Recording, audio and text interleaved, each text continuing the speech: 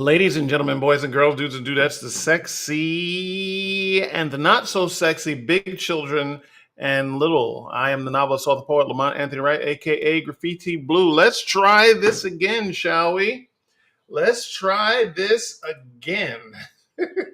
Okay, apparently, I was live on Twitter, Facebook, Instagram, and YouTube all at the same time. Lovely freaking software.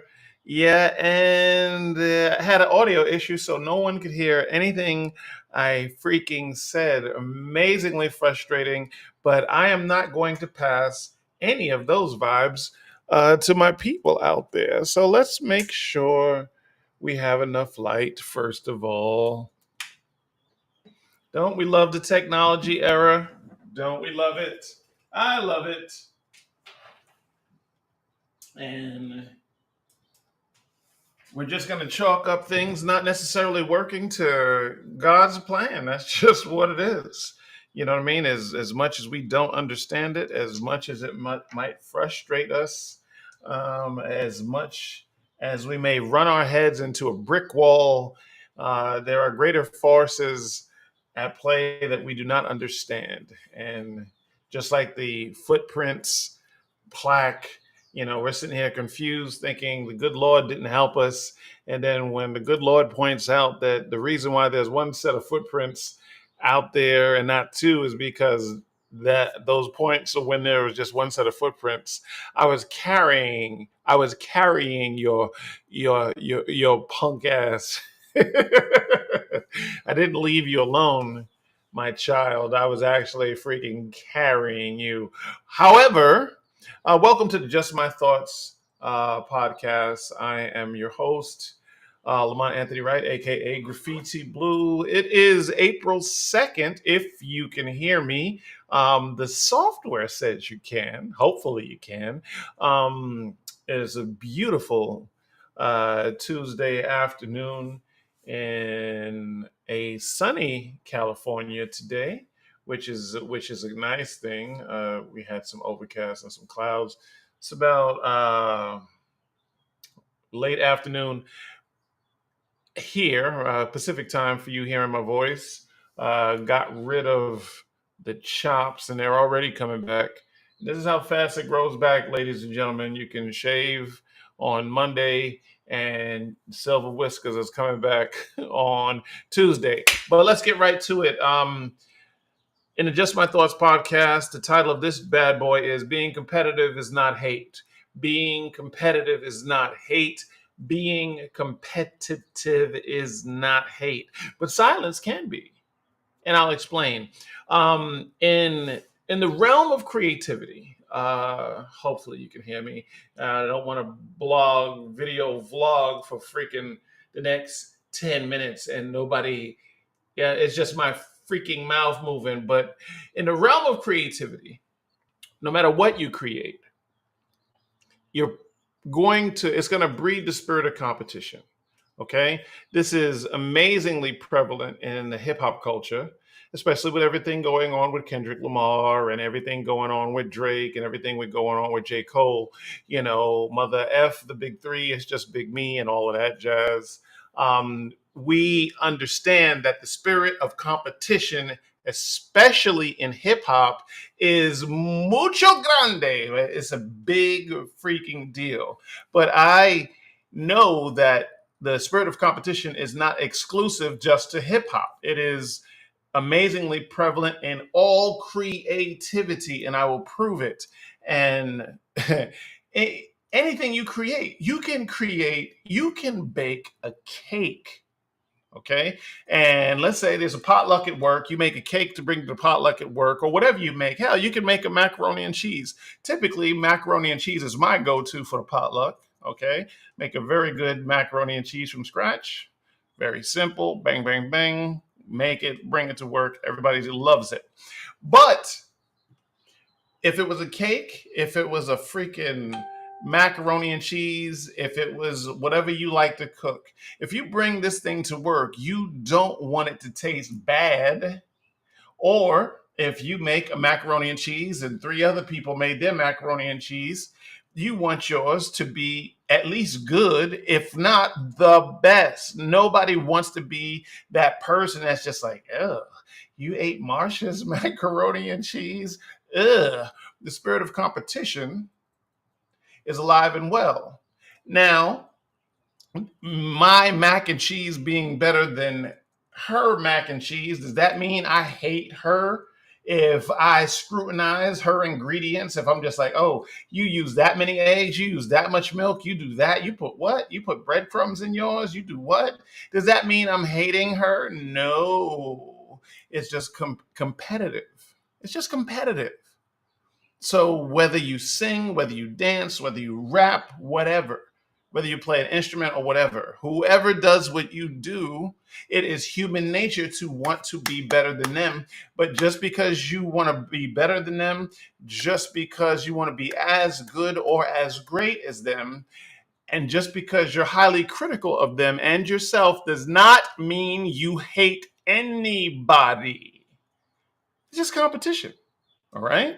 Now, on the flip of that, competitiveness might not be hate, but silence could certainly be hate. Okay. Let's flip it. Now, especially in the social media space, you share this, you share that. And interestingly enough, the positive stuff you share that you might think may have a lot of adoration, right?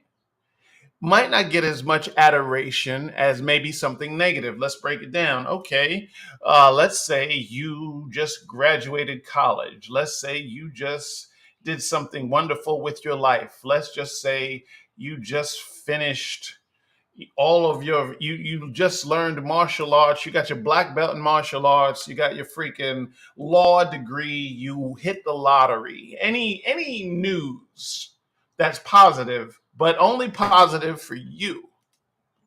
Okay. Hell, you could have fixed your garbage disposal. Hey, look, everybody, I'm good with my hands. You know, this garbage disposal was giving my family problems, and I fixed it. Boom. You know, Facebook cheese, all of that shit, right? Okay. Surprisingly, some people mess with the post. You know what I mean? One, two, three people, 10, maybe just like 20, might be like, I liked, I hit the like button on the fact that you graduated Harvard. Yay. I hit the like button that you fixed your garbage disposal. Yay. I hit the like button that you hit the lottery. Whatever that is. Now let's turn that idea on its head. Now, something bad happens to you. Let's say you fell down the steps and broke your ankle. You broke your ankle bad. You got a bone sticking out of your ankle. It came out of the skin, looks nasty. Bang, you take pictures of it. People do this shit all the time. People will take a picture of something nasty and share it on, you know what I mean? On the internet, it's what it is. It's social media. I'm not judging. If you do that, I'm not judging. My sister put a picture of her broken toe on the internet before. So we can't judge. Can't judge, right? So you put the picture of something bad happening to you. On this example, you broke your ankle. The bone came out of the skin. It looks like something out of a horror movie. 1,000 likes. Oh, you broke your ankle? Like. Oh, the bone's sticking out? Like. Oh, that's nasty? Like. So if you can do something positive and nobody can give a rat's ass, and you can do something negative and everybody is fake concerned, it's human nature. We all like the car accident, so I can't be that mad, right? Is the silence when we do something dope, positive, good, whatever. When we do something good, the I graduated from Howard University post, when that one goes up, is that hate when people just scroll by your personal achievements. I believe that is a sideways form of hate. You are celebrating you, and they are not willing to celebrate with you. Side hate. Okay. Being competitive is not hate, but being silent can be. The spirit of competition is alive in every artist. And this is the why. I told you what I feel, and this is why I feel that way. And the spirit of competition is alive in every artist. That's just what it is. It's who we are. Steel sharpens steel. Competitiveness elevates everybody around you. You follow what I'm saying? In martial arts, if you're a student, you can't be the master until you beat the master. And even after you beat the master, you're still not better than the master. The only time you're better than the master is if then you go out and teach some young pup that doesn't know nothing all you know, and then she or he beats you. Okay. So rest of it is punk shit. Okay. I had a one time good friend of mine said, you never teach somebody everything you know. Because if you teach them everything you know, then they will be better than you and they could possibly replace you. In the workplace, why am I going to teach you everything I know and then you take my freaking job? This is the statement. It's not that it's a false statement, but this is the statement of how punks think. No, just because I teach you everything I know doesn't make you better than me. You could take my job in a Game of Thrones kind of way, I suppose you could say that, but that's punk shit, to be completely honest with you. The student is not better than the master until the student teaches someone else how to be a master. So just giving you the game, giving you the keys to the city, doesn't mean you really are that good at running the city. You're not good until you find somebody and you make them better than you, and then it goes on. You know what I'm saying? That's not even an opinion. This is just all facts right here. Spirit of competition is alive and well in every artist. Some are just more courageous than others when it comes time to show it. There are some artists that are extroverts like myself. I spend a lot of solitude time creating. Yes, I do. But you have another type of artist who wants nothing to do with people at all. Doesn't mean they don't want to strive to have everybody read their stuff, but if they can have everybody enjoy their art and not deal with everybody, that would be their best case scenario. And my last point on this case will be that artists can be a sensitive bunch. Being competitive is not hate, but being silent can be.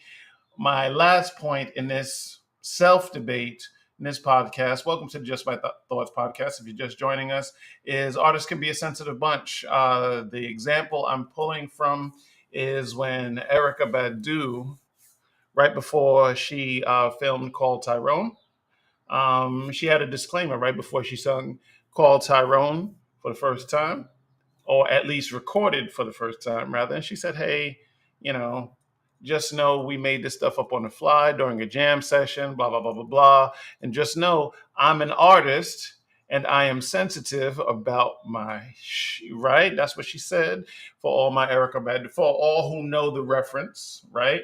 And this is a multi-platinum selling artist. This is arguably an icon in the realm of R&B, right? Rhythm and blues. So if Erica Badu, an established artist, could be sensitive, her words, about her creations, then just could you imagine some of us on the other side of the glass ceiling, regardless on how famous, not famous, or infamous we are. Infamous, like, see what I did there, see what I did there, see what I did there. Artists can be a sensitive bunch. And the sensitivity, I believe, comes from just a desire that passion to want to do well. You know what I mean? And, most artists are very passionate. You show me an artist who isn't passionate, and I'll show you an artist who is going to have a rough go of it.